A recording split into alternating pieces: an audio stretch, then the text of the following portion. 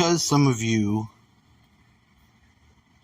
maybe didn't get to see the little lock on there, the video that I did about the hero dose of DMT, it sounds like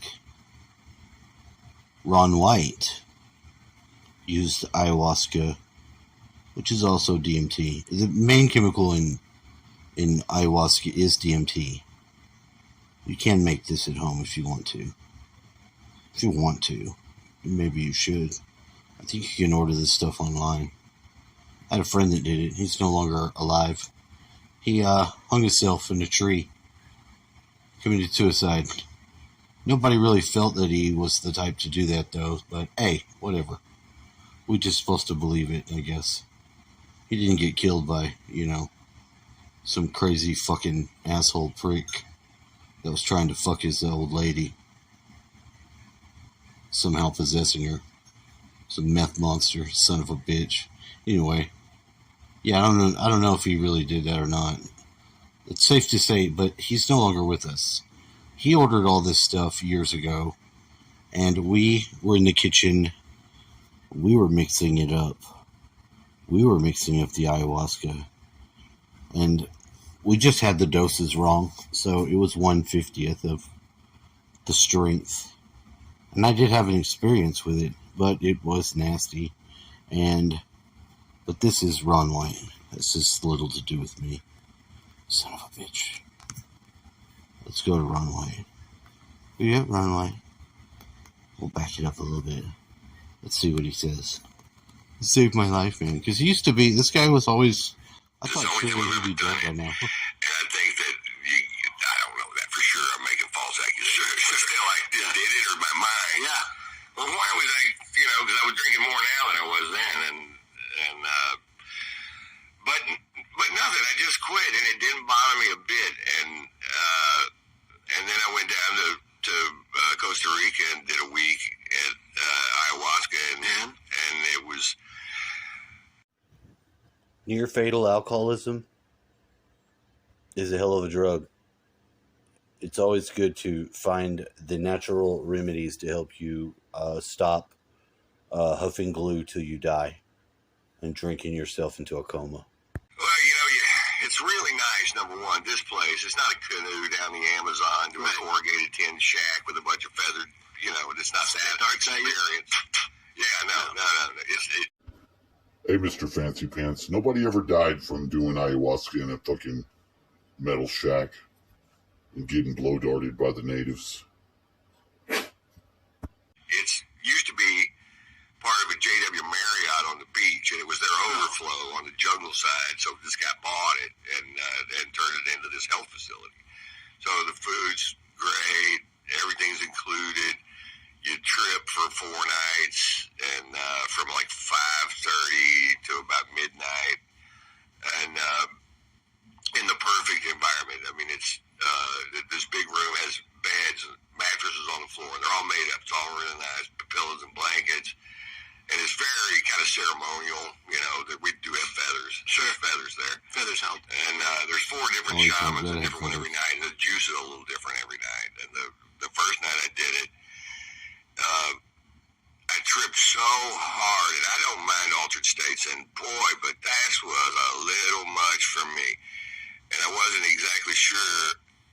At one point, I'm like, I can't do this 4 nights in a row. Yeah. No way. But the drug that's in it, the active ingredient, is over. It gets out of your system, just like that. And so they know exactly when it'll be over. So at midnight, when they turn on the light and say good morning, no matter how hard you were tripping before, it's not like go to bed. Yeah. But it's over. And you're like, oh, well, I can do that. I can go to the dark side, because they tell you to lean towards the dark side. So if you see a rainbow and a unicorn, and this side of the street, and there's some dude you barely recognize near a window, go that way. Yeah. Don't hop on the unicorn and fly over the rainbow. Yeah. And because there's nothing over there. Right. And so I don't know who gave him those street directions about the dark side, but that's pretty good. That's pretty legit information. No one ever told me that. I just did it on my own. I was leaning into it pretty found that it was over, I'm like, I can do that, you know, as long as it's not 16 hours of when is this shit gonna go away. And so, and the next night I went in there, and the shaman gave me like half as much, and you can drink as much of it as you want. You just can't do it past a certain time, so they know it's over when it's over. And he gave me like half as much, and he said Mother Ayahuasca is giving you the night off. And I'm like, okay, whatever you want. And it was so beautiful. They had in the back, they had all these hammocks and the great sky and monkeys and shit, and a big fire out there. And the shaman just goes, just go outside. And I said, what do I do? And just go outside and sit in a hammock, and when it's time to come in, come on in. I said, how will I know when it's time to come in? He goes, oh, you'll know.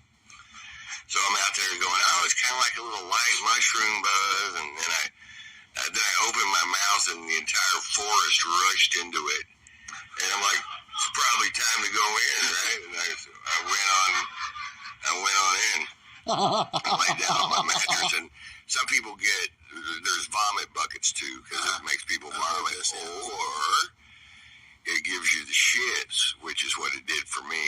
And so I kept having to trip and balls. Oh my God. And I never thought I'd walk into a room full of people throwing up in buckets and go, lucky. I gotta go to this other room and shit. You just throw up in your bed. Was it life-altering experience? With a lot of people describe ayahuasca as like, oh man, this completely changed my perspective on things.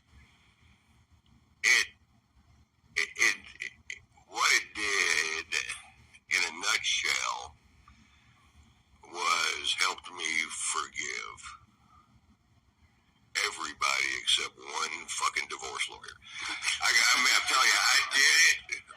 I was so good with forgiving everybody till it came to that sorry motherfucking piece of shit. And so I'm hung up. That was that one little thing, but the rest of it's good. That's pretty good. And, you know, it also a big part of just forgiving me for, you know, to let it go. It's a waste of time. It takes too much energy. And, but it really showed me a way to let it all go. And I tell you, the experiences after the first night, which were dark, were very light and full of nothing but love, feelings of love. And it affects everybody differently, because the night that I was on the mattress, could not get up, I couldn't figure out how to scratch my head. My head itched. I have hands with fingernails. Couldn't put them together. Really? Like, because I was just thinking about something else, and then somebody walked by and was like, can you scratch my head? And they're like, yeah, sure did. That good? Yeah. Wow. Yeah. And the other people are dancing. So in my head, I'm doing the Bill Hicks line. So you guys can use your legs, huh? So you went through a full ride. This is a full ride. Full ride, and 4 nights in a row, but the other 3 were just joyous. That's great. And completely different. And I was ready to attack. I was ready to go deeper, and they're like, it was kind of like a death and a rebirth. Yeah, I got there quick. Yeah. And now I don't know about all that, right? All I know is I wanted the experience of it. I found this place that was really good at it, very, very safe, and not. I mean, it's like $5 grand.